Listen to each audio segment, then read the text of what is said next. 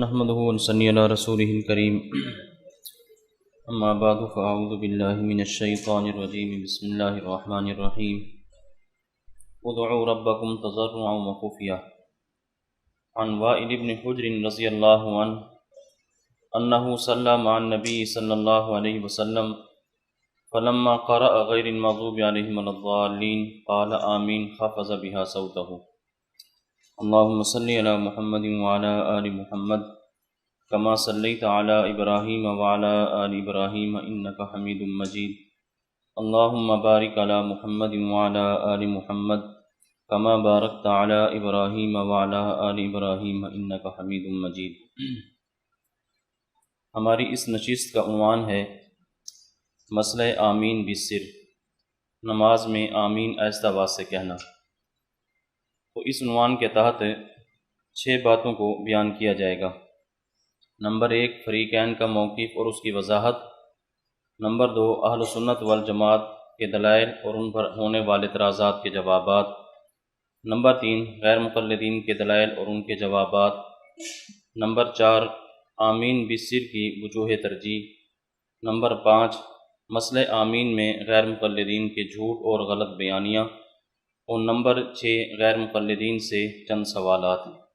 یہ 6 باتیں اس نشست کے اندر بیان کی جائیں گی۔ ان میں سب سے پہلی چیز ہے فریقین کا موقف اور اس کی وضاحت۔ ہمارا اہل سنت والجماعت احناف کا موقف بالکل واضح ہے۔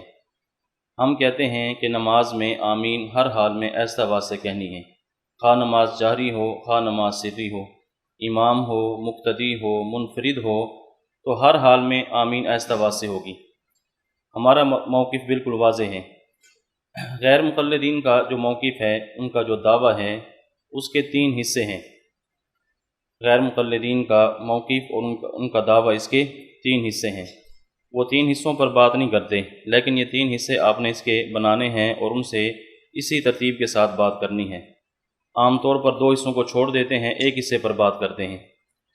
ان کے دعوے کا پہلا حصہ یہ ہے کہ جب وہ اکیلے نماز پڑھتے ہیں تو نماز جاری ہو یا سری ہو، ہر حال میں آمین آہستہ آواز سے کہتے ہیں۔ یہ ان کے دعوے کا پہلا حصہ ہے۔ نمبر 2 اگر فرض نماز باجماعت ادا کریں تو امام اور مقتدی 6 رکعتوں میں آمین اونچی آواز سے کہتے ہیں اور 11 رکعتوں کے اندر آمین آہستہ آواز سے کہتے ہیں۔ جہری نمازیں مغرب کی 2 رکعتیں، اسی طرح فجر کی 2 رکعتیں اور عشاء کی 2 رکعتیں، یہ جو 6 رکعتیں ہیں ان میں آمین اونچی آواز سے کہتے ہیں، اور باقی جو رکعات ہیں ان کے اندر آمین یہ آہستہ آواز سے کہتے ہیں۔ یہ ان کے دعوے کا دوسرا حصہ ہے۔ عام طور پر وہ اسی پر بات کرتے ہیں کہ 6 رکعتوں کے اندر آمین اونچی آواز سے ہوگی اور 11 رکعتوں کے اندر آمین آہستہ آواز سے ہوگی۔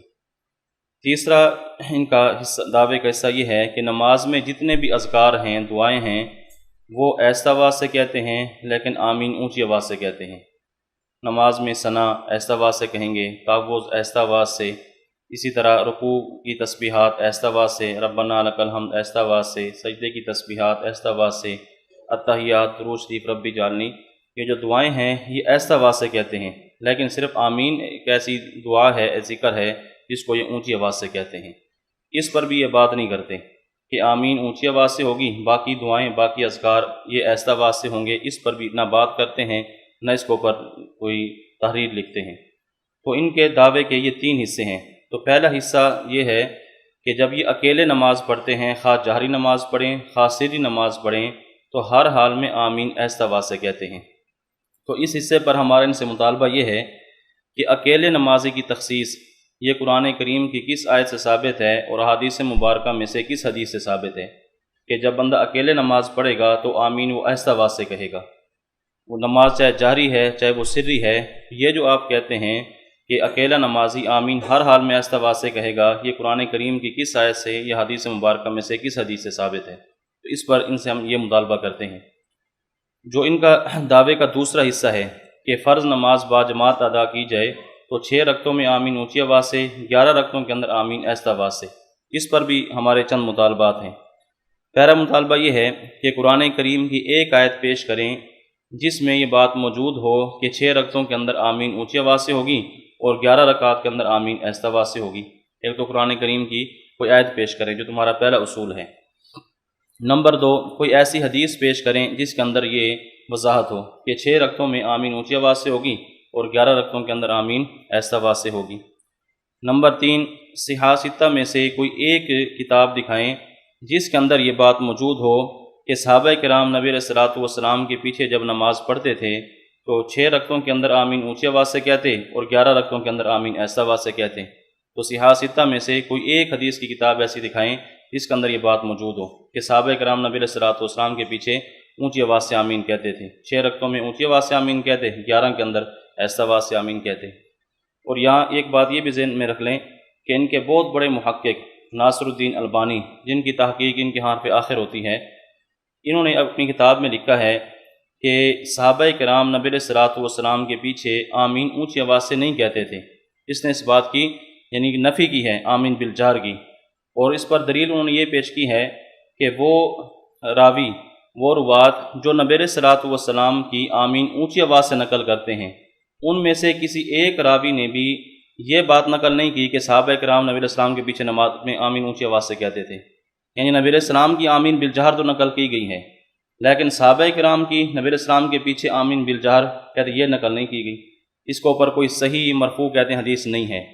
اس سے معلوم ہوتا ہے وہ بھی اس بات کو سمجھتے ہیں کہ صحابہ کرام نبی علیہ السلام کے پیچھے آمین اونچی آواز سے نہیں کہتے تھے، اور اس نے یہ بات تسلیم کی ہے کہ جن روات نے نبی علیہ السلام کا جہر ثابت کیا ہے، جہر نقل کیا ہے، ان میں سے کسی نے صحابہ کرام کا جہر نقل نہیں کیا کہ نبی علیہ السلام کے پیچھے وہ آمین اونچی آواز سے کہتے ہوں۔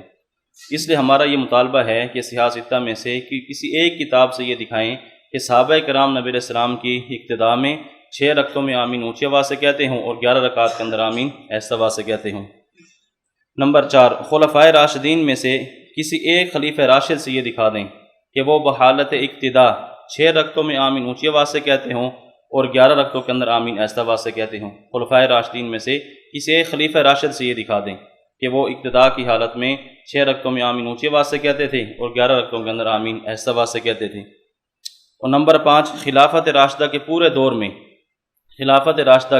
دور میں یہ ثابت کر دیں کہ خلفائے راشدین کے مقتدی ان کے پیچھے 11 رکعتوں کے اندر آمین آہستہ آواز سے کہتے تھے اور 6 رکعتوں کے اندر آمین اونچی آواز سے کہتے تھے۔ تو خلفائے راشدین کا جو دور ہے 30 سالہ دور، اس 30 سالہ دور کے اندر کوئی ایک ایسی روایت پیش کر دیں، کسی کا عمل پیش کر دیں کہ ان کے مقتدی ان کی اقتداء میں 6 رکعتوں کے اندر آمین اونچی آواز سے کہتے تھے اور 11 رکعات کے اندر آمین آہستہ آواز سے کہتے۔ تو یہ جو ان کا دوسرا دعوے کا حصہ ہے کہ جہری نماز میں جب وہ فرض نماز جہری نماز جماعت کے ساتھ پڑھی جائے تو امام مقتدی 6 رکعتوں میں آمین اونچی آواز سے کہیں گے اور 11 کے اندر آمین آہستہ آواز سے کہیں گے۔ تو اس کے اوپر یہ 5 مطالبات ہیں۔ اور جو دعوے کا تیسرا حصہ ہے کہ آمین اپنا آہستہ اونچی آواز سے کہتے ہیں اور باقی جو دعائیں ہیں، باقی اذکار یہ آہستہ آواز سے کہتے ہیں، تو ہم کہتے ہیں کہ قرآن کریم کی کسی آیت سے، اس طرح ذخیرہ احادیث میں سے کسی حدیث سے یہ ثابت کر دیں کہ آمین یہ تو اونچی آواز سے ہوگی اور باقی جو دعائیں ہیں، باقی اذکار جو ہیں وہ آہستہ آواز سے ہوں گے۔ اس کے اوپر یہ مطالبہ کرنا ہے کہ آمین کی تخصیص دکھائیں کہ آمین یہ تو اونچی آواز سے ہوگی لیکن باقی دعائیں ہیں، باقی اذکار ہیں، یہ آہستہ آواز سے ہوں گے۔ یہ جو فرق کرتے ہیں اس کے اوپر بھی کوئی حدیث یا قرآن کریم کی آیت پیش کریں۔ تو دیکھیں ان کا دعویٰ جو ہے یہ 3 حصوں پر مشتمل ہے، تو تینوں حصوں پر یہ بات ان سے کرنی ہے اور ان کے سامنے تینوں حصے رکھنے ہیں کہ دیکھو تمہارے دعوے کے 3 حصے بنتے ہیں۔ ہمارا تو موقف بالکل واضح ہے، ہم نے تو ہر حال میں آمین آہستہ آواز سے کہنی ہے، جہری نماز ہے، سری نماز ہے، امام ہے، مقتدی ہے، منفرد ہے، ہمارے ہاں تو کوئی تخصیص نہیں ہے۔ تو یہ چونکہ ان کے ہاں تخصیص ہے، ان کے ہاں فرق ہے، اس لیے ہم ہر حصے پر ان سے بات کرتے ہیں، لیکن یہ پہلے حصے پر بھی بات نہیں کرتے، تیسرے حصے پر بھی بات نہیں کرتے، جب بھی بات کرتے ہیں دوسرے حصے پر بات کرتے ہیں کہ امام اور مقتدی یہ آمین اونچی آواز سے کہیں گے۔ اور یہاں پر پھر عام طور پر غیر مقلدین کی طرف سے جو ایک اشکال پیش کیا جاتا ہے، یہ ہماری عوام کے ذہن میں یہ بات آتی ہے، وہ یہ اشکال پیش کرتے ہیں کہ اگر تم کہتے ہو کہ آمین اونچی آواز سے نہیں کہنی تو مکہ مدینہ وہاں تو آمین اونچی آواز سے کہی جاتی ہے۔ تو سب سے پہلے یعنی کہ حوالہ پیش کرتے ہیں مکہ مدینہ کا کہ دیکھو وہاں رفع دین بھی ہوتا ہے، وہاں آمین اونچی آواز سے کہی جاتی ہے، اور ہمارے حضرات بھی یہ بات سنتے ہیں تو وہ بھی حیران ہوتے ہیں کہ واقعی وہاں تو آمین اونچی آواز سے ہوتی ہے۔ تو غیر مقلدین دیکھیں پہلی بات تو یہ ہے کہ یہ صرف اور صرف ہمارے سامنے وہ مسئلے پیش کرتے ہیں کہ جن مسئلوں کا ان سے اتفاق ہے۔ مثلا آمین یہ بھی اونچی آواز سے کہتے ہیں، مکہ مدینہ والے وہ بھی اونچی آواز سے کہتے ہیں، یہ بھی رفع دین کرتے ہیں، وہ بھی رفع دین کرتے ہیں۔ تو جو 2-3 مسئلے ہیں بس انہی کے اندر یہ بات کرتے ہیں، باقی بہت سارے مسائل ایسے ہیں جن کے اندر غیر مقلدین مکہ مدینہ والوں سے بہت زیادہ اختلاف کرتے ہیں۔ استادی کی مستقل اس کے اوپر جو ایک کتاب ہے اس کے اندر بھی یہ حوالہ جات موجود ہیں، اور ایک پوسٹر اس کے اوپر 30 مسائل ایسے لکھے ہیں کہ جس کے اندر مکہ مدینہ والوں کا غیر مقلدین سے بہت زیادہ اختلاف ہے۔ ان میں سے چند ایک مشہور مسائل، اس کے اندر تو پھر تفصیل ہے، تو چند ایک مسائل، یہ 12 مسائل میں آپ کے سامنے پیش کرتا ہوں مختصراً، کہ جس کے اندر یہ مکہ مدینہ والوں سے اختلاف کرتے ہیں۔ تو جب بھی یہ کہیں نا کہ وہ مکہ مدینہ والے آمین اونچی آواز سے کہتے ہیں، تو ان سے پوچھیں کہ صرف آمین اونچی آواز سے کہتے ہیں یا باقی کام بھی کوئی ان کے ہیں؟ نماز کے اندر ایک آمین ہی ہوتی ہے یا باقی اور بھی کام بھی ہوتے ہیں؟ تو پہلی بات تو یہ ہے، یہ دیکھیں ہم ترتیب سے شروع کرتے ہیں۔ سب سے پہلے جب آدمی نماز شروع کرنے لگتا ہے تو سر کو دیکھنا ہے کہ سر ڈھانپا ہوا ہے یا سر ننگا ہے۔ مکہ مدینہ والے جتنے بھی یہ امام ہیں یا دیگر حضرات یہ نماز پڑھتے ہیں تو سر ڈھانپ کر نماز پڑھتے ہیں، اور یہ ننگے سر نماز پڑھتے ہیں، اور اس کو سنت کہتے ہیں کہ ننگے نماز پڑھنا یہ سنت ہے، اور وہ سر ڈھانپ کر نماز پڑھتے ہیں۔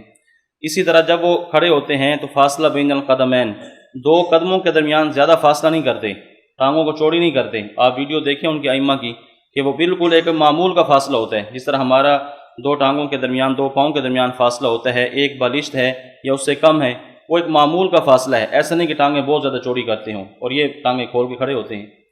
نمبر 3، جہری نمازوں کے اندر وہ آمین، جہری نمازوں کے اندر بسم اللہ وہ اونچی آواز سے نہیں پڑھتے۔ یہ جہری نماز میں مغرب کی نماز ہو، عشاء کی نماز ہو، فجر کی نماز ہو، یہ بسم اللہ اونچی آواز سے پڑھتے ہیں، اور مکہ مدینہ والے جو ہے وہ بسم اللہ وہ ایسا آواز سے پڑھتے ہیں، کبھی بھی اونچی آواز سے نہیں پڑھتے۔ تو اس مسئلے کے اندر بھی ان سے اختلاف کرتے ہیں۔ اسی طرح سجدے میں جاتے ہوئے پہلے گھٹنے رکھتے ہیں، اس کے بعد پھر ہاتھ رکھتے ہیں۔ جیسا کہ ہم سجدے میں جاتے ہیں سب سے پہلے گھٹنے رکھتے ہیں، پھر اس کے بعد ہاتھ رکھتے ہیں، ان کا طریقہ بھی یہی ہے، لیکن یہ کہتے ہیں کہ نہیں، سجدے کا یہ طریقہ نہیں ہے، سب سے پہلے ہاتھ رکھنے ہیں، اس کے بعد پھر گھٹنے رکھنے ہیں، اس کو یہ سنت کہتے ہیں۔ حالانکہ مکہ مدینہ والے اس کے قائل نہیں ہیں، وہ اسی ترتیب سے سجدہ کرتے ہیں جس طرح ہم سجدے کے اندر جاتے ہیں، کہ پہلے اپنے گھٹنے رکھتے ہیں، اس کے بعد پھر ہاتھ رکھتے ہیں۔ اسی طرح جلسہ استراحت کے بھی وہ قائل نہیں ہیں۔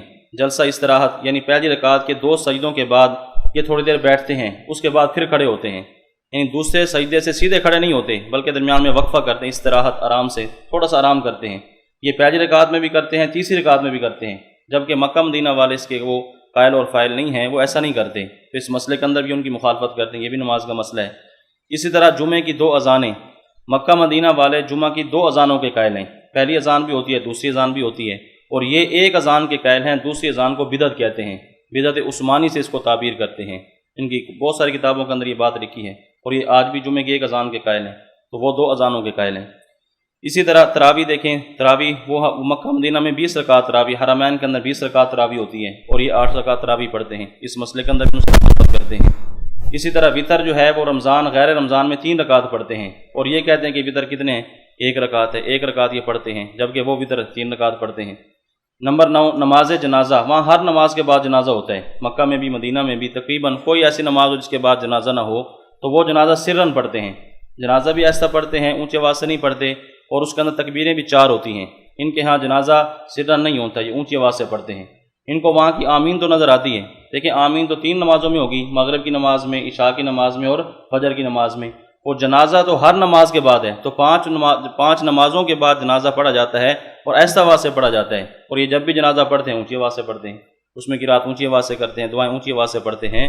تو اس مسئلے کے اندر بھی جو ہے مکہ مدینہ والوں سے یہ اختلاف کرتے ہیں۔ اور اسی طرح 3 طلاق کے 3 ہونے کے قائل ہیں، مکہ مدینہ والے وہ بھی کہتے ہیں کہ 3 طلاقیں 3 ہوتی ہیں۔ ائمہ 4 اس بات پر متفق ہیں کہ 3 طلاقیں 3 ہیں، لیکن یہ کہتے ہیں کہ 3 طلاقیں کتنی ہوتی ہیں؟ 1 ہوتی ہیں۔ ایک مجلس کے اندر 3 طلاق دے دی جائے تو یہ کہتے ہیں کہ 1 ہوتی ہے، جبکہ مکہ مدینہ والے بھی یہی کہتے ہیں کہ 3 طلاقیں دی جائیں تو وہ 3 ہی ہوتی۔ اس مسئلے کے اندر بھی ان سے مخالفت کرتے ہیں۔ اور اسی طرح مکہ مدینہ والے وہ مقلد ہیں، وہ تقلید کرتے ہیں، امام احمد بن حنبل کے مقلد ہیں، ان کی تقلید کرتے ہیں، اور یہ تقلید کو کیا کہتے ہیں؟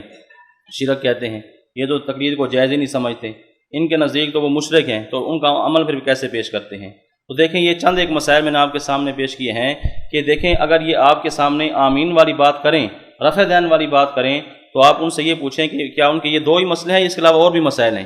تو وہ اگر ہم 1-2 مسئلے کے اندر ہمارا ان کے ساتھ اتفاق نہیں ہے، ہم دیکھیں وہ بھی مقلد ہیں، ہم بھی مقلد ہیں، وہ اپنی امام کی تقلید میں ایسا کرتے ہیں اور ہم اپنے امام کی تقلید میں ایسا کرتے ہیں، کیونکہ اس لیے کہ احادیث کے اندر یہ فیصلہ نہیں ہے، احادیث دونوں طرح کی موجود ہیں، تو ہمارے امام نے ان مسائل کو ترجیح دی ہے، ان کے امام نے ان مسائل کو ترجیح دی ہے، تو اس سے وہ بھی ٹھیک ہے، ہم بھی ٹھیک ہیں۔ مسئلہ تو ان کا ہے کہ یہ کسی کی تقلید ہی نہیں کرتے، نہ یہ ادھر ہے نہ ادھر ہے، تو لا مذہب ہے، ان کا کوئی مذہب نہیں ہے۔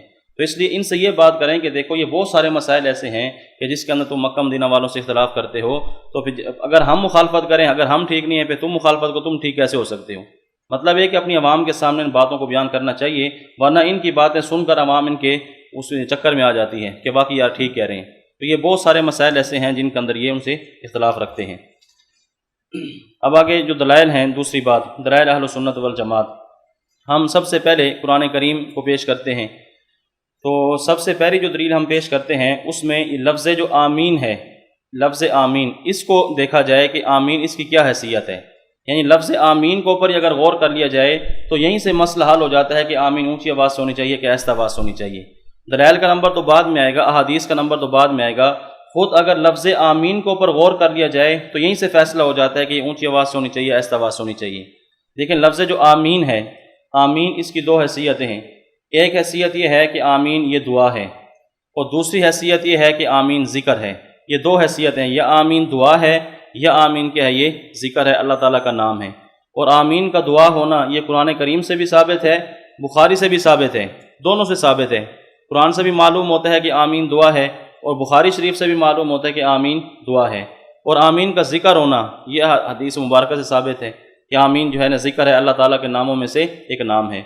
تو ان میں سے جس حیثیت کو بھی دیکھیں، دعا والی حیثیت کو دیکھیں، اس کا تقاضا یہ ہے کہ آمین آہستہ آواز سے ہونی چاہیے۔ ذکر والی حیثیت کو دیکھیں، اس کا تقاضا بھی ہے کہ آمین آہستہ آواز سے ہونی چاہیے۔ دیکھیں آمین دعا ہے، اس کو پہلے ہم بیان کرتے ہیں کہ آمین دعا کیسے ہے۔ قرآن کریم سورہ یونس میں یہ آیت موجود ہے، قال قد اجیبت دعوتکما، آیت نمبر 89۔ اللہ تعالیٰ فرماتے ہیں کہ تم دونوں کی دعا قبول کر لی گئی، قال قد اجیبت دعوتکما، تم دونوں کی دعا قبول کر لی گئی۔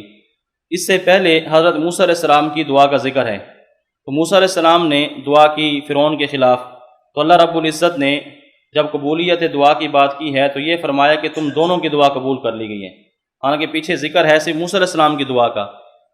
اب اسی آیت کی تفسیر میں تفسیر در منصور یا دیگر تفاسیر کے اندر یہ حدیث موجود ہے۔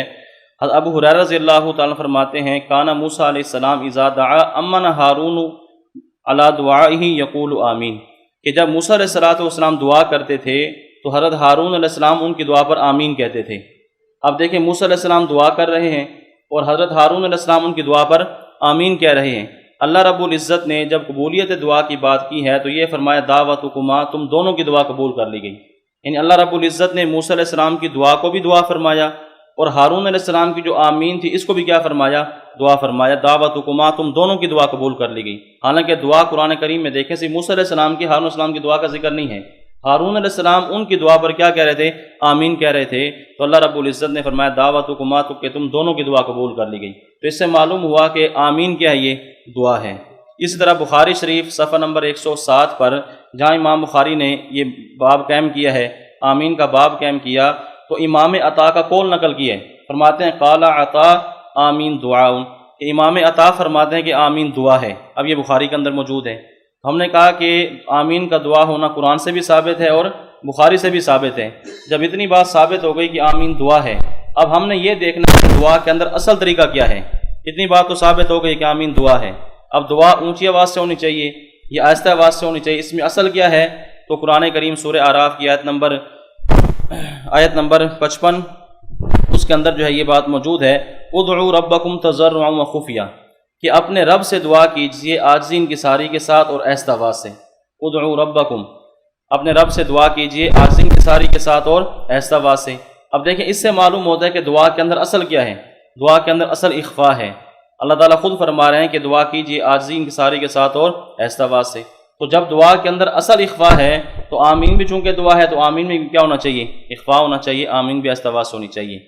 اب اس کو اوپر پھر ان کی طرف سے ایک اشکال ہوتا ہے کہ اگر دعا کے اندر اصل اخفا ہے، آہستہ آواز ہونی چاہیے، تو تمہارے جو اجتماعات ہوتے ہیں اس کے اندر تو یہ دعا اونچی آواز سے ہوتی ہے، ایک بندہ اونچی آواز سے دعا کر رہا ہے، باقی اس کی دعا پر آمین کہہ رہے ہیں، تو تمہارے اجتماعات میں، پروگراموں میں، جلسوں میں، اس میں تو آمین کی یہ دعا کیا ہوتی ہے، اونچی آواز سے ہوتی ہے، جبکہ دعا میں اصل کیا ہے، دعا ہے۔ تو ہم اس کا جواب دیتے ہیں، دیکھیں ایک ہے دعا کرنا اور ایک ہے دعا کرانا۔ دعا کی آہستہ آواز سے جاتی ہے لیکن کروائی اونچی آواز سے جاتی ہے۔ ہم اس میں اللہ تعالیٰ کیا فرما رہے ہیں، دعا آہستہ آواز سے کرو، یہ تو اس میں خود جو دعا کرنی ہے وہ آہستہ آواز سے کرنی ہے، اور جب دعا کروائی جاتی ہے تو وہ کیا ہوتی ہے، اونچی آواز سے ہوتی ہے، تاکہ دوسروں کو پتہ چلے کہ کیا مانگا جا رہا ہے، کس کے بارے میں دعا کی جا رہی ہے، کیونکہ بہت ساری اجتماعات کے اندر جو ہے پھر لوگوں کے لیے دعائیں کی جاتی ہے، لوگوں نے دعاؤں کا کہا ہوتا ہے کہ اسی وقت لوگوں کو پتہ چلے گا جب اونچی آواز سے ہوگی۔ سمجھ آ گیا جواب یہ کہ ایک ہے دعا کرنا اور ایک ہے دعا کروانا، دعا کی ایسا آواز سے جاتی ہے اور کروائی اونچی آواز سے جاتی ہے۔ تو بہرحال پہلی حیثیت آمین کی ہے دعا ہونے والی، اگر اس حیثیت کو دیکھ لیا جائے تو اس سے یہ بات ثابت ہوتی ہے کہ آمین ایسا آواز ہونی چاہیے۔ اور آمین کی جو دوسری حیثیت ہے وہ ہے ذکر والی۔ مصنف ابن ابی شیبہ اور مصنف عبدالرزاق کے اندر ابو ہریرہ، حضرت مجاہد، حضرت حکیم، حضرت حلال بن یصاف، یہ سارے کے سارے حضرات فرماتے ہیں آمین اسم من اسماء اللہ تعالی، آمین اسم من اسماء اللہ تعالی، کہ آمین اللہ تعالیٰ کے ناموں میں سے ایک نام ہے، اللہ تعالیٰ کا نام ہے، اللہ تعالیٰ کا ذکر ہے۔ تو جب اتنی بات ثابت ہو گئی کہ آمین اللہ کا نام ہے، اللہ کا ذکر ہے، تو ذکر کے اندر اثر کیا ہے یہ بھی ہم قرآن کریم سے دیکھتے ہیں۔ سورہ اعراف آیت نمبر 205 پر اللہ تعالیٰ فرماتے ہیں وَاذْكُرْ رَبَّكَ فِي نَفْسِكَ تَضَرُّعًا وَخِيفًا، کہ اپنے رب کو یاد کیجیے، اپنے رب کا ذکر کیجیے عاجزی انکساری کے ساتھ اور آہستہ آواز سے۔ تو اس سے معلوم ہوتا ہے کہ ذکر کے اندر بھی اصل کیا ہے، ذکر کے اندر بھی اصل اخفا ہے۔ تو جب آمین ذکر ہے تو ذکر میں اصل کیا ہے، اخفا، تو آمین کیا ہونی چاہیے، آہستہ آواز سے ہونی چاہیے۔ تو اس حیثیت کو دیکھیں تب بھی یہ بات ثابت ہوتی ہے کہ آمین آہستہ آواز سے ہونی چاہیے۔ اب یہاں بھی ایک اشکال پیدا ہوتا ہے کہ جب ذکر میں اصل اخفا ہے تو آپ ذکر اونچی آواز سے کیوں کرتے ہیں؟ ہمارے ہاں بھی ذکر اونچی آواز سے ہوتا ہے، تو پھر ذکر اونچی آواز سے کیوں کیا جاتا ہے؟ تو اس کا جواب یہ ہے کہ دیکھیں ایک ہے ذکر اور ایک ہے تعلیم ذکر۔ ذکر آہستہ آواز سے ہے لیکن تعلیم ذکر کیا ہے، یہ اونچی آواز سے ہے۔ ایک ہے ذکر کرنا اور ایک ہے ذکر کروانا، ذکر کیا آہستہ آواز سے جاتا ہے، کروایا کیا ہے، اونچی آواز سے جاتا ہے۔ تو ہمارے ہاں جو ذکر ہوتا ہے تعلیماً اونچی آواز سے ہوتا ہے، اور تعلیم تو اونچی آواز سے ہوگی تبھی دوسروں کو پتہ چلے گا کہ ذکر ہو رہا ہے۔ تو اس لیے یہ جو قرآن کریم کی آیت ہے یہ ہمارے ذکر کے خلاف نہیں ہے، یہ ہمارا ذکر اس آیت کے خلاف نہیں ہے۔ قرآن میں یہ ہے کہ ذکر آہستہ آواز سے کیجیے۔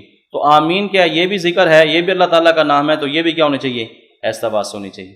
تو دیکھیں لفظ آمین پر اگر غور کر لیا جائے تو یہیں سے فیصلہ ہو جاتا ہے کہ آمین کیا ہونی چاہیے، آہستہ آواز سے ہونی چاہیے۔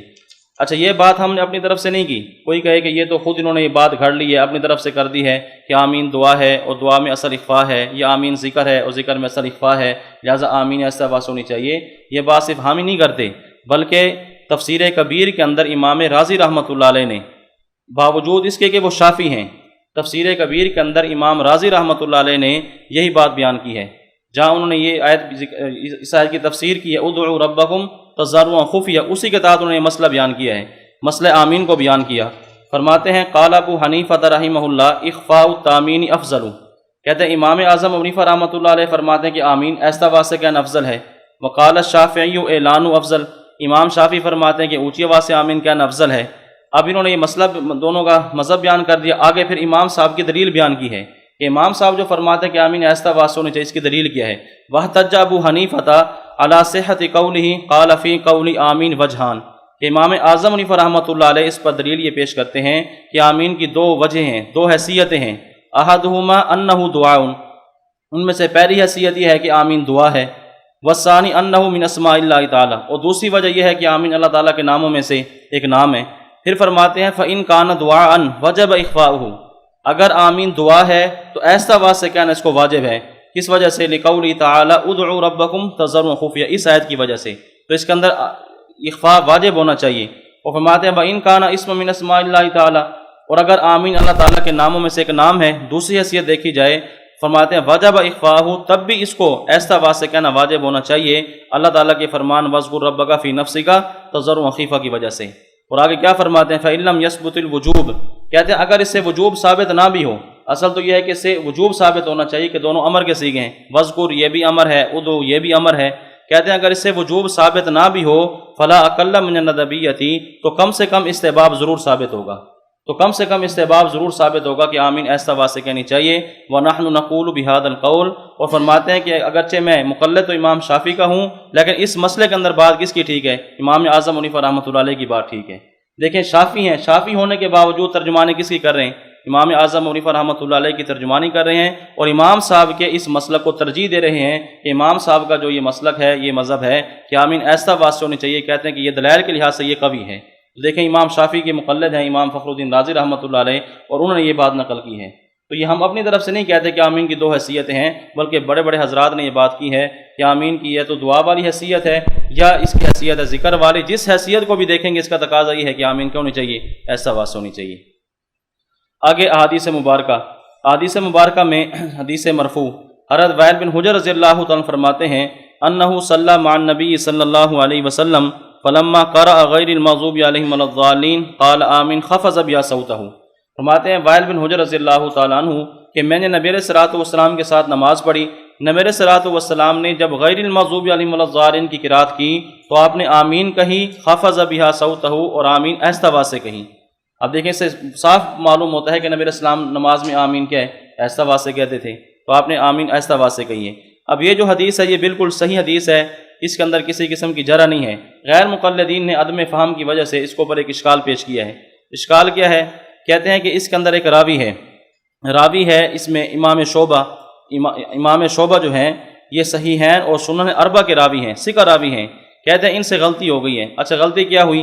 کہتے ہیں اس کے اندر ایک راوی تھا حجر ابو السکن، لیکن امام شعبہ نے ذکر کیا ہے حجر ابو العنبس۔ نام تو ایک ہی ہے، کنیت کے اندر فرق ہے۔ کہتے ہیں امام شعبہ نے جو راوی ابو السکن ہے، راوی حجر ابو العنبس تھا، اس کو امام شعبہ رحمۃ اللہ علیہ نے اس کو حجر ابو السکن جو ہے اس میں یہ ذکر کیا ہے۔ یعنی راوی تو ایک ہے، اس کی کنیتیں دو ہیں۔ اب یہ کہتے ہیں کہ امام شعبہ سے اس کے اندر غلطی ہو گئی ہے۔ حالانکہ دیکھا جائے تو یہ کوئی اتنی بڑی غلطی نہیں ہے۔ پہلی بات تو یہ ہے کہ امام شعبہ رحمۃ اللہ علیہ یہ ثقہ راوی ہیں، صحیحین کے یعنی سیاستہ کے راوی ہیں، سنن اربعہ صحیحین کے راوی ہیں۔ اور جو ثقہ راوی ہوتا ہے اگر وہ کوئی زیادتی پیش کر دے تو اس کی زیادتی مقبول ہوتی ہے۔ صحیح بخاری کے اندر یہ امام بخاری نے بات لکھی ہے کہ ثقہ کی زیادتی مقبول ہے۔ اب ثقہ کی زیادتی کیا ہوتی ہے اس کو سمجھانے کے لیے حضرت عربی رحمۃ اللہ علیہ بہت آسان مثال دیا کرتے تھے۔ فرماتے ہیں کہ ثقہ کی زیادتی یہ ہے، دیکھیں ایک امام نماز پڑھاتا ہے، مثلا ایک فجر کی نماز پڑھائی، فجر کی نماز میں انہوں نے سورہ عبس تلاوت کی ہے، سورہ تکویر تلاوت کی ہے، تو اب سارے کے سارے مقتدی کہتے ہیں کہ امام صاحب نے آج سورہ عبس تلاوت کی ہے، سورہ جو ہے تکویر تلاوت کی ہے۔ اب سب کے اس بات پر اتفاق ہے، اور ایک ان میں سے ایک بندہ ایسا ہے بھی وہ ثقہ راوی ہے، وہ کہتا ہے کہ امام صاحب نے یہ سورت بھی تلاوت کی ہے اور ساتھ ساتھ امام صاحب نے پگڑی باندھی ہوئی تھی یا اس نے سفید کپڑے پہنے ہوئے تھے۔ اگر یہ بات بھی وہ کر دیتا ہے تو یہ کیا کر ایک اضافی بات نقل کر رہے ہیں، باقی بات ایسی ہے سارے کے سارے اس کے اندر متفق ہیں کہ فلاں سورت پڑھی ہے، لیکن ایک بندہ کہتا ہے کہ سورت بھی یہ پڑھی ہے لیکن امام صاحب نے پگڑی فلاں رنگ کی باندھی ہوئی تھی، سفید پگڑی باندھی ہوئی تھی۔ اب یہ اس کی طرف سے کیا ہے یہ زیادتی ہے۔ اگر وہ بندہ سیکھا ہوگا تو اس کی بات قبول کی جائے گی، کوئی بندہ اس کا انکار نہیں کرے گا۔ یہ کیسے ہو سکتا ہے کہ امام صاحب نے فلاں سورت پڑھی ہے تو ٹوپی فلاں پہنی ہوئی تھی، پگڑی فلاں پہنی ہوئی تھی، ہر بندہ اس کی بات قبول کر لے گا کہ بات ٹھیک ہے۔ تو یہ سیکھا کی زیادتی ہوتی ہے۔ تو امام شعبہ نے اس کی جو حجر راوی تھا اس کی دو کنیتیں تھیں، ایک ابو السکن تھی اور ایک ابو العنبس تھی۔ تو امام شعبہ نے ایک ایسی کنیت ذکر کی ہے جس کو دوسرے راوی دوسرے جو محدث تھے وہ اس کو ذکر نہیں کرتے تھے۔ تو اگر انہیں ایسی کوئی کنیت ذکر کر دی ہے تو اس کے اندر کوئی ایسی قابل اشکال بات نہیں ہے۔ اور دوسری بات یہ ہے کہ دیکھیں یہ جو راوی ہے حجر ابو العنبس، ان کی دو کنیتیں ہیں، ایک ان کی کنیت ہے ابو السکن اور ایک کنیت ان کی ہے ابو العنبس۔ تو اگر دو کنیتیں تھیں، اگر امام نے ایک کنیت جو مشہور تھی اس کو ذکر نہیں کیا، دوسری ذکر کر دیا تو اس سے کیا فرق پڑتا ہے؟ یعنی یہ تو کوئی قابل اشکال بات نہیں ہے۔ ایک آدمی اس کے دو نام ہیں، ایک اس کو ایک نام سے پکار لیتا ہے، دوسرا دوسرے نام سے پکار لیتا ہے، یہ تو ہمارے ہاں بھی چلتا ہے۔ مطلب یہ ہے کہ اس حدیث پر کسی قسم کا کوئی مضبوط اشکال نہیں ہے۔ تو یہ بات ان کے اپنے علماء نے بھی تسلیم کی ہے کہ یہ جو راوی ہے اگر اس کی دو کنیتیں ہیں، ابو السکن بھی ہے اور ابو العنبس بھی ہے۔ رئیس ندوی ان کے ایک بہت بڑے عالم گزرے، اس نے کتاب لکھی ہے رسول اکرم کا صحیح طریقہ نماز، اس کے اندر اس نے یہ بات تسلیم کی ہے کہ اس کی دو کنیتیں، ایک ابو السکن ہے اور ایک ابو العنبس ہے۔ تو اس لیے یہ کوئی قابل اشکال بات نہیں ہے کہ امام شعبہ نے بہت بڑی غلطی کر دی ہے، اس کے اندر بہت بڑے ان سے غلطی ہو گئی ہے کہ راوی کی کنیت یہ تھی انہوں نے فلاں کنیت ذکر کر دی ہے۔ تو یہ لہٰذا مضبوط کوئی اشکال نہیں ہے، لہٰذا روایت بالکل ٹھیک ہے کہ نبی علیہ الصلوۃ والسلام نے جب نماز پڑھی ہے تو آمین آہستہ آواز سے کہی، اونچی آواز سے نہیں کہی۔ اسی طرح جو دوسری دلیل ہے احادیث مرفوعہ میں سے، حضرت حسن بصری رحمۃ اللہ علیہ وہ فرماتے ہیں کہ سمرہ بن جندب اور عمران ابن حسین یہ دو صحابی ہیں، ان کا آپس میں مذاکرہ ہوا، نبی علیہ الصلوۃ والسلام کی نماز کے بارے میں مذاکرہ ہوا کہ نبی علیہ الصلوۃ والسلام نماز کیسے پڑھتے تھے۔ تو حضرت سمرہ بن جندب یہ فرمانے لگے کہ مجھے نبی علیہ الصلوۃ والسلام کی نماز میں دو سکتے یاد ہیں کہ نبی علیہ الصلوۃ والسلام دو جگہ خاموشی فرمایا کرتے تھے۔ مجھے اچھی طرح یہ بات یاد ہے کہ نبی علیہ السلام کی نماز میں دو جگہ خاموشی ہوتی تھی۔ دو جگہ کون سی؟ نمبر ایک فرمایا سکتتاً اذا کبرا، جب آپ تکبیر تحریمہ کہتے اس وقت آپ خاموشی فرماتے. اور نمبر 2 سکتۃ اذا فرغ من قراءۃ غیر المغضوب علیہم ولا الضالین، جب آپ ولا الضالین کی قراءت سے فارغ ہوتے اس وقت بھی آپ خاموشی فرماتے. تو ایک خاموشی آپ کی ہوتی تھی تکبیر تحریمہ کے بعد، اور دوسری خاموشی ہوتی تھی آپ کی ولا الضالین کے بعد. اب دیکھیں پہلی تکبیر کے بعد تکبیر تحریمہ کے بعد جو خاموشی ہے وہ کس لیے؟ وہ ثنا پڑھنے کے لیے کہ ثنا آہستہ آواز سے پڑھی جاتی ہے. تو پہلی خاموشی نبی علیہ السلام کی وہ ثنا پڑھنے کے لیے تھی، اور ولا الضالین کے بعد جو خاموشی تھی یہ کس کے لیے تھی؟ یہ آمین ایسا آواز سے کہنے کے لیے تھی. تو اس سے بھی معلوم ہوتا ہے کہ نبی علیہ الصلوۃ والسلام نماز میں آمین ایسا آواز سے کہتے تھے، اونچی آواز سے نہیں کہتے تھے. اور علامہ طیبی رحمۃ اللہ نے یہ بات لکھی ہے وَالْأَظْهَرُ أَنَّ السَّكْتَةَ الْأُولَىٰ لِلثَّنَاءِ وَالثَّانِيَةُ لِلتَّأْمِينِ، کہ آپ کی جو پہلی خاموشی تھی وہ ثنا کے لیے تھی، اور جو دوسری خاموشی آپ کی تھی وہ کس کے لیے تھی؟ وہ آمین کے لیے تھی. تو پہلی ثنا کے لیے، دوسری آمین کے لیے ہے. لہٰذا اس سے معلوم ہوتا ہے کہ آمین کیا ہونی چاہیے؟ ایسا آواز ہونی چاہیے. آگے پھر خلفائے راشدین میں سے 2 خلیفہ راشد حضرت عمر رضی اللہ تعالیٰ عنہ، حضرت علی رضی اللہ تعالیٰ عنہ، ان کا عمل بھی نقل کیا گیا ہے. کانا عمر وعلی لا یجہران بسم اللہ الرحمن الرحیم ولا بالتعوذ ولا بالتامین، کہ حضرت عمر رضی اللہ تعالیٰ عنہ، حضرت علی رضی اللہ تعالیٰ عنہ نماز کے اندر تعوذ یہ بھی آہستہ آواز سے کہتے، بسم اللہ یہ بھی آواز سے کہتے، اور آمین یہ بھی آہستہ آواز سے کہتے تھے، اونچی آواز سے نہیں کہتے تھے. تو خلفائے راشدین میں سے 2 خلیفہ راشد حضرت عمر رضی اللہ تعالیٰ عنہ، حضرت علی رضی اللہ تعالیٰ عنہ، تو یہ بھی آمین بالسر کے قائل تھے، آمین اونچی آواز سے نہیں کہتے تھے. اور اسی طرح آگے دیکھیں عنوان ہے اکثر صحابہ کرام کا عمل. دلیل نمبر جو 6 لکھی ہے اس میں اکثر صحابہ کرام کا عمل. علامہ ابن ترکمانی یہ فرماتے ہیں کہ آمین کے بارے میں 2 طرح کی احادیث ہیں. آمین بالجہر کی حدیث بھی ہیں، آمین بالسر کی بھی احادیث ہیں. انہوں نے بڑا اچھا فیصلہ کیا ہے. یہ فرماتے ہیں کہ حدیثیں دونوں طرح کی ہیں، آمین اونچی آواز سے کہنے کی بھی احادیث ہیں، آہستہ آواز سے کہنے کی بھی احادیث ہیں. وہ فرماتے ہیں کہ علماء کی جماعت نے ان میں سے ہر ایک پر عمل کیا ہے.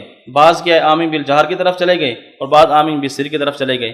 لیکن اپنا فیصلہ وہ نقل کرتے ہیں، کہتے ہیں اگرچہ حدیثیں دونوں طرح کی ہیں، دونوں صحیح ہیں، لیکن کہتے ہیں کہ مجھے پسندیدہ یہ ہے کہ آمین آہستہ آواز ہونی چاہیے. اور اس کی وجہ کیا بیان کی؟ کہتے ہیں کہ اذ کان اکثر الصحابۃ والتابعین علی ذالک، کیونکہ اکثر صحابہ اور تابعین کا عمل یہ تھا کہ وہ آمین آہستہ آواز سے کہتے تھے. تو دیکھیں خلفائے راشدین میں سے 2 خلیفہ راشد ان کا عمل بھی آ گیا، اور اکثر صحابہ کرام اور تابعین کا عمل بھی کیا تھا؟ وہ آمین ایسا آواز سے کہنے کا تھا. تو علامہ ابن ترکمانی یہ فرماتے ہیں کہ حدیثیں دونوں طرح کی ٹھیک ہیں، آمین بالجہر کی حدیث بھی ٹھیک ہے، آمین بالسر کی حدیث بھی ٹھیک ہیں، لیکن میرے نزدیک پسندیدہ یہ ہے کہ آمین ایسا آواز ہونی چاہیے، کیونکہ اکثر صحابہ اور تابعین کا عمل یہ تھا کہ وہ آمین ایسا آواز سے کہتے تھے. اور حدیث پاک میں بھی علیکم بالسواد الاعظم کہ سواد اعظم کی اتباع کرنی چاہیے. تو سواد اعظم تو کیا ہے؟ وہ آمین بالسر کا قائل ہے، لہٰذا آمین کیا ہونی چاہیے؟ ایسا آواز ہونی چاہیے. تو اکثر صحابہ کرام کا عمل بھی وہ آمین ایسا آواز سے کہنے کا تھا. آگے ائمہ مجتہدین کے پھر مذاہب لکھے ہیں کہ کون کون حضرات ہیں جو آمین ایسا آواز سے کہنے کے قائل ہیں. اب آگے دیکھیں جو غیر مقلدین کے دلائل اور ان کے جوابات. غیر مقلدین کے جو دلائل ہیں ان کا خلاصہ میں آپ حضرات کے سامنے پیش کر دیتا ہوں تاکہ پوری بات سمجھنے کے اندر آسانی ہو. اس فائل کے اندر ان کے 8 دلائل پیش کیے گئے ہیں. اس فائل میں غیر مقلدین کے آمین بالجہر پر 8 دلائل پیش کیے گئے ہیں. ان میں سے آپ دیکھیں دوسری دلیل، تیسری دلیل، چوتھی دلیل، 5ویں دلیل اور 6ٹھی دلیل. یہ جو 5 دلیلیں ترتیب کے ساتھ ہیں، دوسری، تیسری، چوتھی، 5ویں اور 6ٹھی، یہ ایسی دلیلیں ہیں جن کو غیر مقلدین نے خود ضعیف تسلیم کیا ہے. یعنی وہ احادیث ہیں کہ اپنے علماء نے کہا کہ یہ ضعیف ہیں. اب ان کے اوپر زیادہ بات کرنے کی ضرورت نہیں ہے کہ جب ان کے اپنے علماء ان کو ضعیف تسلیم کرتے ہیں تو ہمیں زیادہ بات کرنے کی ضرورت ہی نہیں ہے. اچھا، اب ان میں سے جو پہلی حدیث ہے یہاں پر لکھی ہے حضرت وائل بن حجر رضی اللہ تعالیٰ عنہ سے، اس کے اندر آمین بالجہر کا ذکر ہے. لیکن یہ جو آمین بالجہر ہے حضرت وائل بن حجر خود فرماتے ہیں ما اراہ الا یعلمنا، کہ نبی علیہ السلام نے جو آمین اونچی آواز سے کہی تھی ہمیں تعلیم دینے کے لیے کہی تھی. تو اس کا جواب یہ ہے کہ وہ تعلیماً اونچی آواز سے تھی. اچھا، جو اب 7ویں نمبر پر حدیث ہے، 7ویں نمبر پر جو حدیث ہے وہ اثر ہے عبداللہ بن زبیر رضی اللہ تعالیٰ عنہ کا، کہ عبداللہ بن زبیر رضی اللہ تعالیٰ عنہ یہ آمین اونچی آواز سے کہتے. تو اس اثر کے اسی فائل کے اندر 6 جواب موجود ہیں. ایک تو یہ ہے کہ اس کے اندر یہ جو اثر ہے صحیح بخاری سے ہے، لیکن صحیح بخاری کے اندر اس کی سند بیان نہیں کی گئی. امام بخاری نے بغیر سند اس بات کو بیان کیا ہے، اور یہ غیر مقلدین خود کہتے ہیں کہ بے سند بات حجت نہیں ہوتی. تو جب امام بخاری نے بے سند بات کی ہے تو وہ بات حجت کیسے ہو سکتی ہے؟ اور جہاں اس کی سند ذکر کی گئی ہے اس کے اندر راوی ایسے ہیں جو یہ خود تسلیم کرتے ہیں کہ یہ بھی ضعیف ہیں. یعنی حافظ زبیر الزئی نے کہا کہ اس کے اندر ایک راوی ہے جو ضعیف ہے. اس طرح اس کے اور بھی بہت سارے جواب دیے گئے ہیں. علامہ نواز شاہ کشمیر رحمۃ اللہ علیہ فرماتے ہیں کہ یہ جو عبداللہ بن زبیر رضی اللہ تعالیٰ آمین اونچی آواز سے کہتے تھے، اس کے اندر یہ صراحت نہیں ہے کون سی آمین تھی. وہ کہتے ہیں کہ اس میں یہ نہیں کہ آمین یہ نماز والی آمین اونچی آواز سے کہتے ہیں، وہ فرماتے ہیں کہ ممکن ہے کہ یہ قنوت نازلہ والی آمین تھی۔ قنوت نازلہ جب پڑھی جاتی ہے تو لوگ آمین کہتے ہیں، امام بھی آمین کہتے ہیں، اور اس وقت چونکہ وہ عبداللہ بن زبیر اس طرح جو ہے خلیفہ تھے دوسرے، وہ ایک دوسرے کے خلاف جو ہے چونکہ ان کی بحث چل رہی تھی، ان کے ساتھ ان کا اختلاف چل رہا تھا، تو ایک دوسرے کے خلاف بد دعا کیا کرتے تھے، اور ایسی چیزوں کے اندر مبالغات جاری ہو جاتے ہیں، تو آمین اونچی آواز سے کہتے ہیں، یہ بھی کہتے ہیں، ان کے مقتدی بھی کہتے ہیں، تو کہتے ہیں کہ ممکن ہے کہ یہ دعا یہ جو آمین تھی قنوت نازلہ والی ہو۔ تو اس میں احتمال پیدا ہو گیا کہ یہ آمین یہ نماز والی ہے، یہ آمین کون سی ہے، یہ قنوت نازلہ والی ہے۔ اور ان کے اپنے علماء حافظ عبداللہ روپڑی اس نے لکھا ہے ایک کتاب کے اندر اذا جاء الاحتمال بطل الاستدلال، کہتے ہیں یہ مسلمہ قاعدہ ہے کہ جب احتمال پیدا ہو جائے تو استدلال باطل ہو جاتا ہے۔ تو جب اس آمین کے اندر بھی احتمال پیدا ہو گیا کہ یہ نماز والی تھی یا قنوت نازلہ والی تھی، تو اس سے بھی استدلال کرنا کیا ہو جائے گا، پھر باطل ہو جائے گا۔ بہرحال عبداللہ بن زبیر رضی اللہ عنہ کا جو اثر ہے یہ بھی بہت سے ان کے سند کے لحاظ سے، اور ویسے بھی اس کے بہت سارے جواب دیے گئے ہیں، فیل کے اندر موجود ہیں۔ اور جو 8ویں دلیل پیش کرتے ہیں وہ صحیح بخاری سے پیش کرتے ہیں۔ صحیح بخاری سے جو روایت پیش کی انہوں نے آمین کے بارے میں، اس میں نفس آمین کا ذکر ہے، نفس اس میں جہر کی بات نہیں ہے، اس میں صرف اور صرف آمین کی بات ہے۔ وہ آمین تو ہم بھی کہتے ہیں، ہمارا امام بھی کہتے ہیں، ہمارے مقتدی بھی آمین کہتے ہیں، اس میں نفس آمین کی بات ہے، اس کا ذکر جو ہے میں انشاءاللہ بعد میں کرتا ہوں۔ یہاں آپ کے سامنے میں ایک یہ خلاصہ بیان کر دیتا ہوں کہ آپ نے غیر مقلدین سے جب کوئی حدیث طلب کرنی ہے مسئلہ آمین میں، تو ان سے ایسی حدیث کا مطالبہ کریں جس کے اندر 7 باتیں موجود ہوں۔ ان سے کہیں کہ آپ کی دلیل یہ دعوے کے مطابق اس وقت بنے گی جب اس کے اندر 7 باتیں موجود ہوں گی۔ یہ 7 باتوں کا آپ اشارہ کریں، اور یہ ساری احادیث ان کی آپ دیکھیں، یہ اس کے علاوہ اور بھی احادیث ہوں گی تو آپ دیکھیں، یہ 7 باتیں اگر مل جائیں تو اس سے ثابت ہو جائے گا کہ آمین اونچی آواز سے ہے۔ اگر ثابت یہ 7 بات اس کے اندر نہ پائی جائیں تو سمجھ جائیں کہ ان کے دعوے کے مطابق یہ دلیل نہیں ہے۔ وہ 7 باتیں کون سی ہیں؟ نمبر 1، غیر مقلدین ایسی حدیث پیش کریں کہ جس میں امام کا لفظ ہو۔ یہ ان کے سارے دعوے والی باتیں۔ نمبر 1 امام کا لفظ ہو، نمبر 2 مقتدی کا لفظ ہو، نمبر 3 جہر کی بات ہو، اونچی آواز سے آمین کہنے کی بات ہو۔ نمبر 1 امام کا لفظ ہو، نمبر 2 مقتدی کا لفظ ہو، نمبر 3 جہر کی بات ہو، اور نمبر 4 6 رکعات کی بات ہو کہ 6 رکعات میں آمین اونچی آواز سے کہتے ہیں، اور نمبر 5 دوام کی بات ہو کہ ہمیشہ نبی علیہ السلام نے آمین اونچی آواز سے کہی ہے، ہمیشہ آپ نے آمین اونچی آواز سے کہ دوام کی بات ہو۔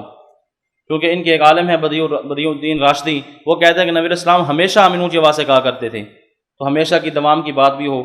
اور نمبر 6 سنت مؤکدہ کی بات ہو، کہتے ہیں کہ آمین اونچی آواز سے کہنا یہ سنت مؤکدہ ہے، سنت ہے، تو سنت کی بات، یہ سنت کا لفظ یہ بھی حدیث سے دکھائیں۔ اور نمبر 7 اپنے کسی عالم نے اس کو ضعیف نہ کہا ہو، ان کے اپنے عالم نے، اہل حدیث عالم نے، غیر مقلد عالم نے اس حدیث کو ضعیف نہ کہا ہو۔ یہ 7 باتیں آپ نے پاس لکھیں، اب اس کے مطابق ان سے مطالبہ کریں۔ اب دیکھیں وہ کون سی حدیث پیش کرتے ہیں۔ تو نمبر 1 امام کا لفظ ہو، نمبر 2 مقتدی کا لفظ ہو، نمبر 3 جہر کی بات ہو، نمبر 4 6 رکعات کی بات ہو، اور نمبر 5 دوام کی بات ہو، اور نمبر 6 سنت مؤکدہ کی بات ہو، اور نمبر 7 ان کے کسی اپنے عالم نے اس حدیث کو ضعیف نہ کہا ہو۔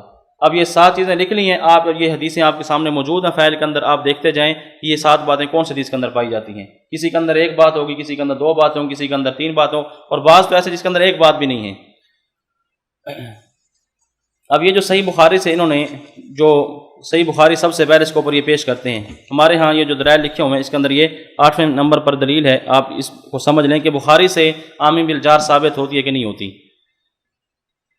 اب صحیح بخاری کے اندر حدیث موجود ہے۔ اچھا، امام بخاری رحمۃ اللہ علیہ نے 3 باب قائم کیے ہیں آمین کے بارے میں، 3 باب قائم کیے۔ نمبر 1 باب جہر الامام بالتامین، کہ امام کو آمین اونچی آواز سے کہنی چاہیے۔ اس کے اندر حدیث لے کر آئے ہیں اذا امن الامام فامنوا، کہ نبی علیہ السلام نے فرمایا کہ جب امام آمین کہے تم بھی آمین کہو، ٹھیک ہے۔ اور دوسری کہ باب جہر الماموم بالتامین، کہ مقتدی کو آمین اونچی آواز سے کہنی چاہیے، یہ باب قائم کیا امام بخاری نے۔ اور حدیث لے کر آئے ہیں اذا قال الامام غیر المغضوب علیہم ولا الضالین فقولوا آمین، کہ جب امام ولا الضالین کہے تو تم آمین کہو۔ اس سے وہ ثابت کرتے ہیں کہ مقتدی کی آمین جہر ثابت ہوتی ہے۔ اور تیسرا باب قائم کیا امام بخاری نے باب فضل التامین، آمین کی فضیلت کے بارے میں۔ اور آمین کی فضیلت کے بارے میں حدیث لائے ہیں فَإِنَّهُ مَنْ وَافَقَ تَأْمِينُهُ تَأْمِينَ الْمَلَائِكَةِ غُفِرَ لَهُ مَا تَقَدَّمَ مِنْ ذَنْبِهِ، کہ جس کی آمین فرشتوں کی آمین کے موافق ہو گئی تو اللہ تعالیٰ اس کے سارے گناہوں کو معاف فرما دیتے ہیں۔ تو مسئلہ آمین کے اندر امام بخاری نے یہ 3 باب قائم کیے ہیں۔ نمبر 1 امام کو آمین اونچی آواز سے کہنی چاہیے، نمبر 2 مقتدی کو آمین اونچی آواز سے کہنی چاہیے، اور تیسری اس کی فضیلت ہے۔ اب دیکھیں امام بخاری نے جو باب قائم کیا ہے، آیا جو حدیث لے کر آئے ہیں یہ حدیث اس باب کے مطابق ہے؟ کیا حدیث سے ثابت ہوتا ہے کہ امام کو اونچی آواز سے آمین کہنی چاہیے؟ کیا حدیث سے یہ بات ثابت ہوتی ہے کہ مقتدی کو آمین اونچی آواز سے کہنی چاہیے؟ اب آپ خود فیصلہ کریں کہ امام بخاری جو حدیثیں لے کر آئے ہیں یہ امام بخاری کے باب کے مطابق ہیں یا مطابق نہیں ہیں۔ دیکھیں امام بخاری نے باب جو قائم کیا وہ تو حدیث نہیں ہے، وہ تو امام بخاری کی اپنی ایک رائے ہے، امام بخاری کا اپنا اجتہاد ہے۔ جیسے کہ مشہور ہے کہ فقہ البخاری فی ابوابی، امام بخاری کی جو فقہ ہے کس میں؟ ان کے ابواب میں ہے۔ امام بخاری کا کسی نے اگر مذہب دیکھنا، ان کا اجتہاد دیکھنا ہو تو ان کے جو تراجم امام بخاری نے قائم کیے ہیں، وہ جو تراجم باب قائم کیے ان کے اندر امام بخاری کی فقہ اور امام بخاری کا اجتہاد موجود ہے۔ تو امام بخاری جب دیکھیں یہ ہمیں کہتے ہیں کہ تم امام حنیفہ کی رائے لیتے ہو، امام حنیفہ کے اجتہاد پر عمل کرتے ہو، اگر ہم امام حنیفہ کا اجتہاد لیں ان پر عمل کریں تو ہم تو کیا ہے مشرک بن جاتے ہیں، اور تم امام بخاری کے ابواب لو، امام بخاری کے ابواب کے مطابق تم مذہب اختیار کرو تو تم پھر عین موحد ہو۔ دیکھیں امام بخاری نے جب باب قائم کیا وہ تو امام بخاری کی رائے ہے، وہ تو حدیث نہیں ہے۔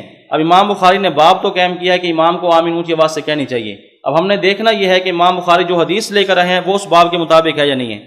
اب حدیث کون سے لے کر آئے؟ اذا امن الامام فامنوا، جب امام آمین کہے تم بھی آمین کہو۔ اب آپ خود فیصلہ فرمائیں، اس کے اندر جہر کی بات ہے، اس میں نفس آمین کی بات ہے کہ امام آمین کہے تو تم بھی آمین کہو۔ اچھا دیکھیں ہمارا امام آمین کہتا ہے کہ نہیں کہتا؟ ہمارا امام جب نماز پڑھاتا ہے تو آمین کہتا ہے نا وَلَضَّالِينَ کے بعد، اور ہمارے مقتدی بھی آمین کہتے ہیں، لیکن کیا اونچی آواز سے ہوتی ہے؟ ایسا آواز ہمارا بھی اس حدیث کے اوپر عمل ہے، ہمارا بھی اس حدیث پر عمل ہے کہ ہمارا امام بھی آمین کہتا ہے۔ دیکھیں آمین کی جگہ متعین ہے کہ وَلَضَّالِينَ کے بعد ہوتی ہے، ہمیں ہمارے مقتدی کو پتہ چل جاتا ہے کہ امام نے آمین کہی ہے تو ہم بھی آمین کہہ لیتے ہیں۔ مطلب یہ ہے کہ اس حدیث سے نفس آمین ثابت ہوتی ہے، آمین جہرن ثابت نہیں ہوتی۔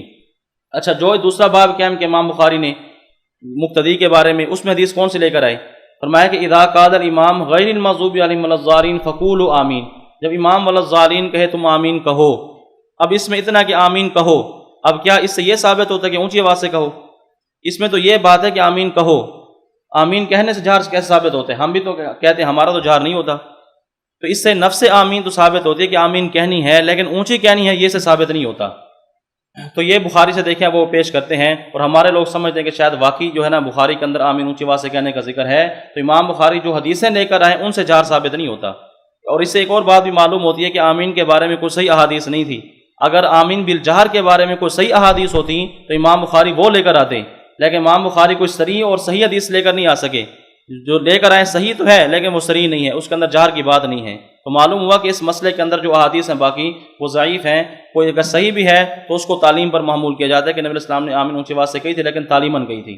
اب یہ جو غیر مقلدین کے دلائل کا خلاصہ آپ کے سامنے میں نے پیش کیا ہے، ان کے سارے دلائل کو اگر سامنے رکھا جائے تو اس سے تین باتیں معلوم ہوتی ہیں۔ غیر مقلدین کا دلائل کا خلاصہ تین باتیں ہیں، یہ تین باتیں اگر آپ سمجھ لیں تو ان کے 8 دلائل یا اس کے علاوہ جتنے بھی دلائل ہوں گے سارے کے سارے دلائل اسی کے اندر وہ آ جائیں گے۔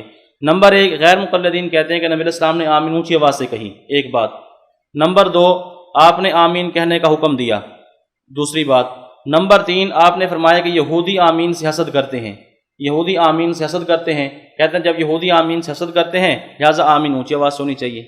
یہ ان کے دلائل کا 3 باتیں ہیں۔ نمبر 1، آپ نے آمین اونچی آواز سے کہی، نمبر 2، آپ نے آمین کہنے کا حکم دیا، اور نمبر 3، یہودی آمین سے حسد کرتے ہیں، چڑھتے ہیں۔ دیکھیں ان تینوں باتوں میں سے پہلی بات کہ نبی علیہ السلام نے آمین اونچی آواز سے کہی، ہم کہتے ہیں کہ جہاں نبی علیہ السلام نے آمین اونچی آواز سے کہی ہے تو صحابی رسول حضرت وائل بن حجر نے خود فیصلہ فرما دیا کہ نبی علیہ السلام نے جو آمین اونچی آواز سے کہی ہے وہ کیا کہی ہے؟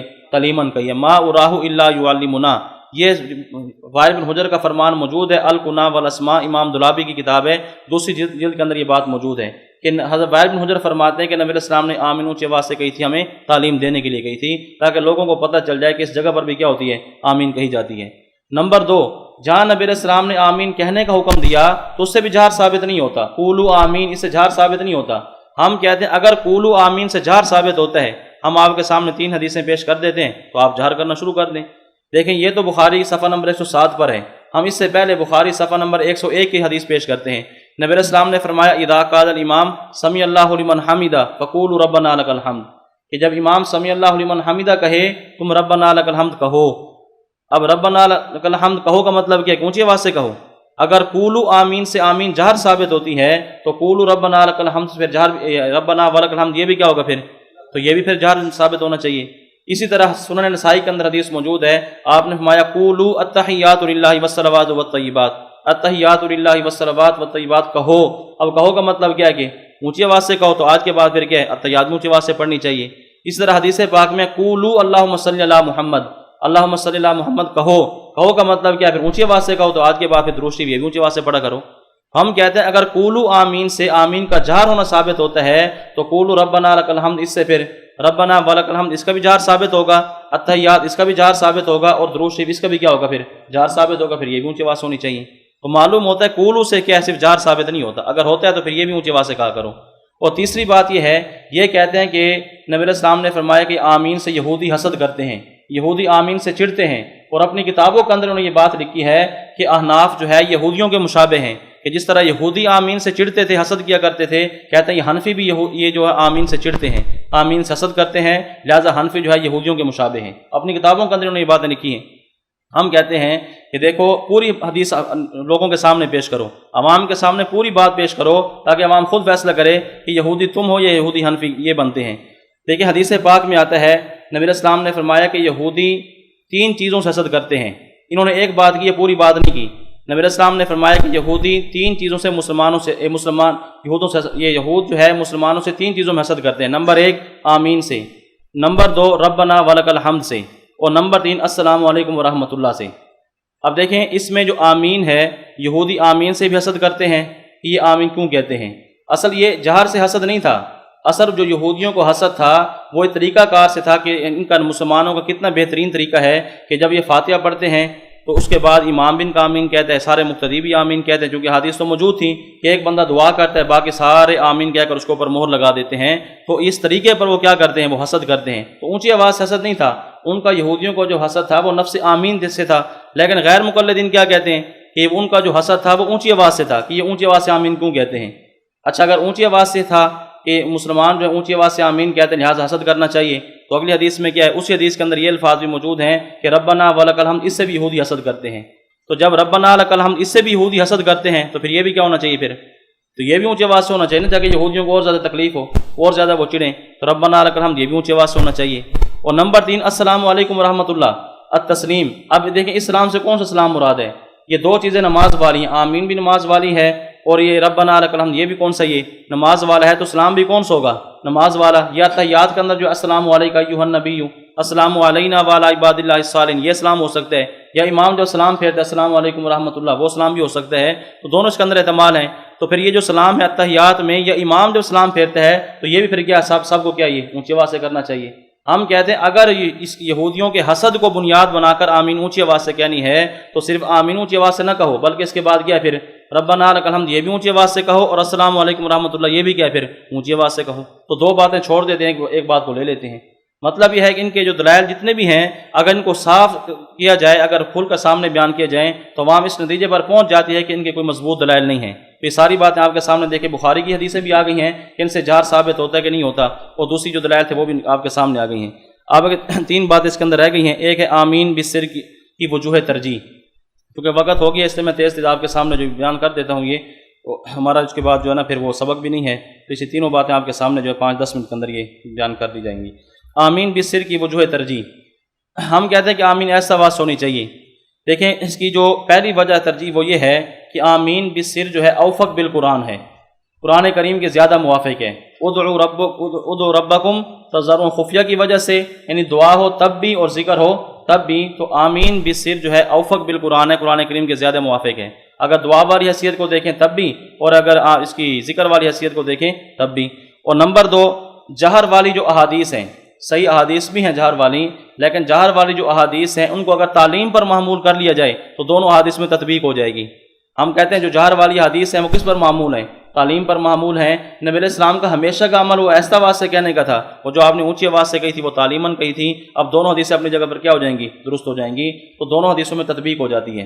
اور نمبر 3 علیکم بسنتی و سنت الخلفاء الراشدین المہدیین، یہ جو نبی علیہ السلام کا فرمان ہے، اس کے فرمان کی روشنی میں 2 خلیفہ راشد عمر رضی اللہ تعالیٰ عنہ، علی رضی اللہ تعالیٰ عنہ، یہ آمین کیا کرتے تھے؟ یہ ایسا آواز سے کہتے تھے۔ تو خلفاء راشدین کے فیصلے کو دیکھا جائے تب بھی آمین کیا ہے؟ ایسا آواز ہونی چاہیے۔ اور اکثر صحابہ کرام کا عمل کون سا تھا؟ اکثر صحابہ کرام کا عمل بھی کس کا تھا؟ وہ آمین ایسا آواز سے کہنے کا تھا، لہٰذا آمین کیا ہونی چاہیے؟ ایسا آواز ہونی چاہیے۔ اور نمبر 5 کوئی امام ایسا نہیں گزرا جس نے آمین بالسر سے آمین بالجہر کی طرف رجوع کیا ہو۔ یعنی پہلے وہ آمین بالسر کا قائل تھا، اس کے بعد آمین بالجہر کی طرف چلا گیا، ایسا نہیں ہوا۔ ہاں ایسا ہوا ہے کہ آمین بالجہر کا قائل امام تھا اور اس نے جو ہے آمین بالسر کی طرف رجوع کر لیا ہے۔ امام شافعی رحمۃ اللہ علیہ فرماتے تھے امام مقتدی دونوں آمین اونچی آواز سے کہیں، لیکن بعد میں انہوں نے مقتدی کی آمین کی طرف رجوع کر لیا، فرماتے تھے کہ مقتدی کو آمین اونچی آواز سے نہیں کہنی چاہیے۔ تو دیکھیں اس میں بھی کیا ہے، آمین بالجہر سے کس طرف رجوع ہوا ہے، آمین بالسر کی طرف رجوع ہوا ہے، آمین بالجہر سے آمین بالسر کی طرف رجوع نہیں ہوا۔ تو یہ بھی اس بات کی دلیل ہے کہ آمین کیا ہونی چاہیے، ایسا آواز سے ہونی چاہیے، یہ بھی اس کی وجہ ترجیح ہے۔ اور غیر مقلدین نے جو اس مسئلے کے اندر جھوٹ سے کام لیا ہے، دیکھیں آپ ان کے بڑے بڑے حضرات ہیں، علماء ہیں، مفتیان کرام ہیں، وہ کیسے وہ جھوٹ بولتے ہیں۔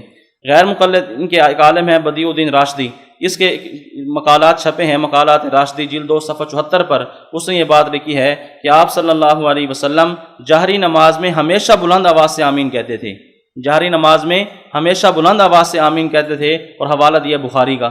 اب بخاری کے اندر یہ بات موجود ہی نہیں ہے کہ نبی اسلام جہری نماز میں ہمیشہ آمین اونچی آواز سے کہتے ہیں، نہ اونچی آواز سے کہنے کا ذکر ہے نہ ہمیشہ کا ذکر ہے، اور اس نے حوالہ بخاری کا دیا ہوا ہے، آپ اس کی کتاب اٹھا کر دیکھیں تو یہ صریح جھوٹ ہے، اس بخاری کے اندر ایسی بات موجود نہیں ہے۔ نمبر 2، ان کے شیخ الحدیث محمد علی جہاں، یہ شیخ الحدیث صاحب کا حال ہے، اس نے کتاب لکھی صراط المصطفیٰ، اس میں اب بخاری کے اندر حدیث ہے کان رسول اللہ صلی اللہ علیہ وسلم، امام زہری کا فرمان نقل کیا امام بخاری نے، اس میں یہ ہے کان رسول اللہ صلی اللہ علیہ وسلم یقول آمین، کہ رسول اللہ صلی اللہ علیہ وسلم آمین کہتے تھے۔ دیکھیں اتنی بات ہے، کان رسول اللہ صلی اللہ علیہ وسلم یقول آمین، آپ آمین کہتے تھے۔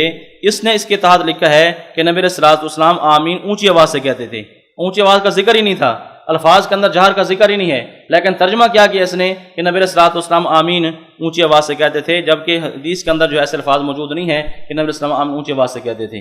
اور نمبر 3، نور حسین گرجاکھی، اس کی ایک رسالہ ہے آمین بالجہر کے بارے میں، یہ بھی ایک مناظر گزرا ہے آمین بالجہر۔ اس نے کیا لکھا، اس میں کہتا ہے صحیح بخاری میں حضرت عبداللہ بن عمر رضی اللہ تعالیٰ عنہ ہمیشہ آمین بالجہر کہا کرتے تھے، اور لوگوں سے بھی یہی کہا کرتے تھے کہ آمین بلند آواز سے کہا کرو۔ حضرت عبداللہ بن عمر کی طرف منسوب کر کے یہ بات لکھی ہے کہ صحیح بخاری کے اندر یہ بات موجود ہے کہ عبداللہ بن عمر رضی اللہ عنہ آمین اونچی آواز سے کہا کرتے تھے، اور لوگوں سے بھی کہا کرتے تھے کہ آمین اونچی آواز سے کہو۔ اب بخاری کی جو عبارت ہے میں آپ کے سامنے پیش کر دیتا ہوں، اس سے آپ دیکھیں کہ اس کو یہ ترجمہ بنتا ہے۔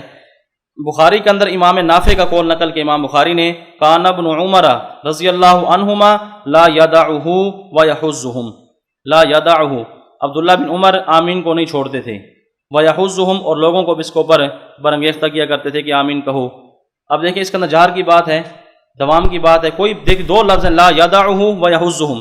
اب اس کا ترجمہ انہوں نے یہ کیا کہ ہمیشہ بلند آواز سے آمین کہا کرتے تھے اور لوگوں سے بھی کہا کرتے تھے کہ آمین کہو، حالانکہ بخاری کے اندر یہ بات موجود نہیں ہے۔ نمبر 4، محمد یوسف جے پوری، اس کی کتاب حقیقت الفقہ، حقیقت الفقہ کے اندر اس نے یہ بات لکھی ہے کہ ہدایہ جلد 1 صفحہ نمبر 365 پر آمین بالجہر کے اس بات میں بہت ساری حدیث ہیں، حالانکہ ہدایہ کے اندر یہ حدیث ہے ہی نہیں۔ کہتے ہیں بہت ساری حدیث ایسی ہیں ہدایہ کے اندر کہ جن سے معلوم ہوتا ہے کہ آمین اونچی آواز سے کہنی چاہیے، حالانکہ ہدایہ کے اندر یہ بات موجود ہی نہیں ہے۔ اور دوسری جگہ پر لکھا نمبر 5، کہتا ہے کہ ہدایہ میں امام ابن حمام نے کہا ہے کہ آمین بالسر کی حدیث ضعیف ہیں۔ ہدایہ کے اندر امام ابن حمام نے کہا ہے کہ آمین بالسر کی حدیث کیا ہیں، ضعیف ہیں، حالانکہ ہدایہ 6 صدی کی ہے اور ابن حمام جو یہ 9ویں صدی میں گزرے ہیں۔ اب 9ویں صدی کا بندہ وہ 6 صدی کی کتاب میں کیسے لکھ کر آ گیا ہے؟ امام حمام یہ جو 300 سال بعد گزرے ہیں، کہتے ہیں ہدایہ کے اندر ابن حمام نے لکھا ہے کہ آمین بالسر کی حدیث کیا ہیں، ضعیف ہیں۔ مطلب کوئی تحقیق نہیں ہے، بس عوام کے سامنے اس کو پیش کر دی ہے کہ ان کے اندر جو ہے کیا کچھ لکھا ہوا ہے۔ تو یہ غیر مقلدین کے 5 ایسے جھوٹ ہیں جو انہوں نے اس مسئلے کے اندر بیان کیے ہیں۔ باقی غیر مقلدین سے چند سوالات ہیں، یہ سوال الگ سے لکھے ہوئے ہیں، تو وقت ہو گیا، استاد محترم انتظار میں ہیں، تو یہ کسی وقت اگر آپ کو موقع ملے تو یہ فورس شیخ امین صاحب کے پاس موجود ہوں گی، ان سے آپ یہ بالکل واضح اور آسان سوال ہیں جو ان سے کرنے ہیں مسئلہ آمین کے بارے میں۔ سبحانک اللہم و بحمدک۔